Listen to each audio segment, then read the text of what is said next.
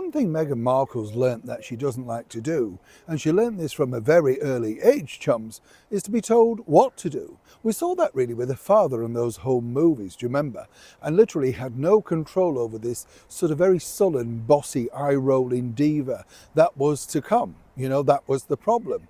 And then, of course, through a succession of boyfriends and marriages, she's found herself at the epicenter of everybody looking at her, all thanks to the man that she married. Trevor Engelson appears to me to be a very nice man, but just wasn't the right currency. He couldn't give her what she wanted, even though, according to very good sources, Trevor tried his very, very best. But you see, Meghan is finding that when you become a washed up over the hill diva in your mid-40s, looks really do play a lot into it.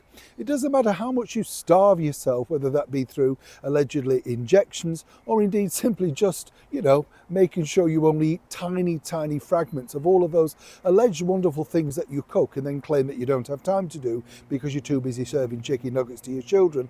You get the picture. Well, the bottom line is now that Meghan was given the ultimatum and it didn't go down well. As ever, let me explain.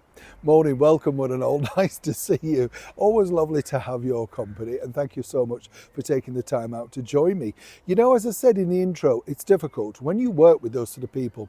And I know I often say this, but I've worked with these horrendous divas that you have to put up with, you know. I could tell you so many stories, chums. I remember actually interviewing the pop star Seal. Do you remember him? Yes. And this was at the Soho Hotel in the very heart of London. And we'd been there, you know, waiting with a lot of other crews. It wasn't just us. And when it got to our turn, which was like about, 20 past 5, this poor lady had to come out and say, oh, he doesn't want to do any more today. He's tired. I thought, you what? And so I just barged into the room. He sat there in the chair and he completely ignored me. And I said, well, no, we either do it now or we just don't cover it.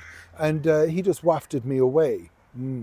Anyway, what happened, let me tell you, what was interesting was the fact that the woman then said, oh, do have a drink on us and, put it on the bill. Drink, we had a lovely meal, let me tell you, chums. I could hardly get myself out of the restaurant, although I'm having something for waste of the day. Fast forward a few years, he now comes to my studio and I've been told that I've got to meet him at the back door. Did I bother? That's for the book. More about that. Back to your royal story. Well, notice that Meghan's actually been active on Instagram if you're a dedicated follower of Sussex, right?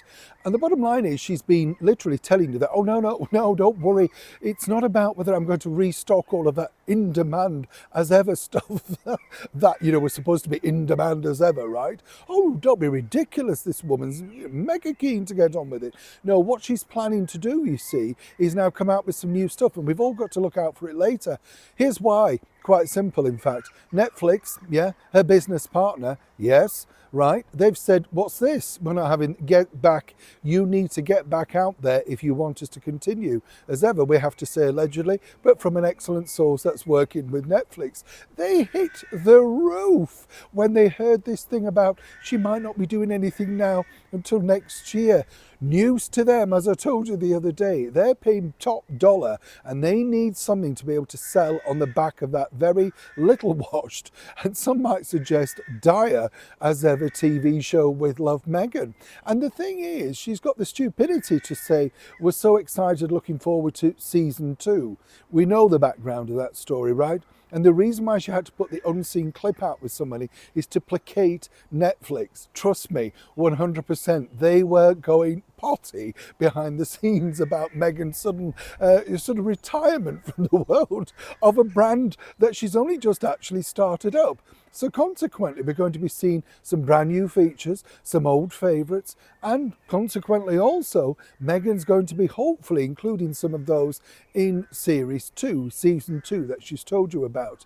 Do never think, as I've often said, it doesn't matter whether you're royal or not, and Sarah Ferguson, the Duchess of York, will testify to this when she worked for NBC in New York. They pay you well, but they own you, body and soul. And Sarah would tell you that if you spoke to her. Meghan is only just finding that out, that once a washed up royal, you remain a washed up royal because we're paying you and you are our celebrity. Whether you like it or not, you will be doing what Netflix says. Meghan's just been dealt a very hard lesson and suddenly there's nowhere to turn. Even Tears to Harry can't salvage this one. It's a developing story. I will have more as it happens. Neil Shaw, Kensington, London.